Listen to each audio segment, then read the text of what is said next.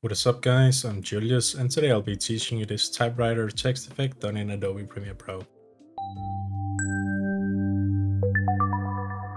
So I am here in my Premiere where I've just prepared a sequence with a white color mat which we will be working on. So the first thing I'm going to do is I'm going to select my type tool just by pressing T, or you can select it here. And then I'm going to write some text, what we want. I am going to write typewriter text effect. Right, you can't see that because I'm writing in white, but I'm going to click Window and then Essential Graphics to play around with the text.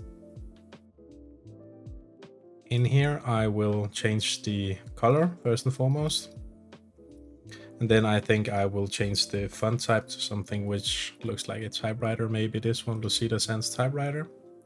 Yeah, I think that looks fine. Let's maybe scale it up to 125 and then let's center it. So now we have this text that is beautiful. Alright, so the next thing I am going to do is I am going to create a cursor just by selecting the rectangle tool and pressing Q here. Just drawing a square, something like that. I'm going to change the width to 8 and the fill to black, that is fine. I will center it here. And then I will use the vector motion over here to place it instead. I find that easier. And I think it's important to say here that I want this cursor to be a little bit taller in both sides of my text, or taller than my text. So that looks fine. Alright, next up I'm going to search for an effect called strobe light. Just apply that to our cursor.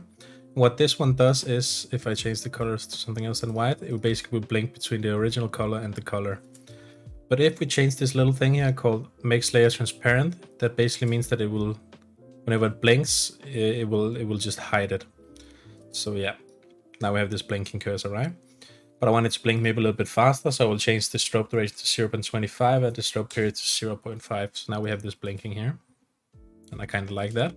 It's nice. Next up, I'm going to animate the position of the cursor. Enable keyframe 0 in position. I'm going to go forward maybe 2 seconds, something like that. And I will change the position. Somewhere around there. Let's see how that looks. That looks fine. Nice. So now it is time to animate the text. To animate the text, I am going to use an effect called crop under the transform here and just apply that to our text layer. And basically what this one does is it will crop our text, right? So if I crop it from the right, you can see that it basically cuts off the text. That is what we want to do. So I'm going to cut it off somewhere around here, enable keyframes and go forward to where our cursor ends. So that was 2 seconds, and then I'm going to crop it and start showing it. So something like that. Something like that, yeah. Let's see if our cursor follows our text. Our text is a little bit too fast. And the way we fix that is just by changing like where text goes to. So maybe something like that should be fine. Still a little bit too fast. So maybe let's see this one's to 95. See how this looks. That is fine. You can see our cursor perfectly follows our text. So you just gotta play around with it here. Still a little bit too fast. Let me just do it. Make it go from 96. Yeah, I think this should be fine. That's beautiful.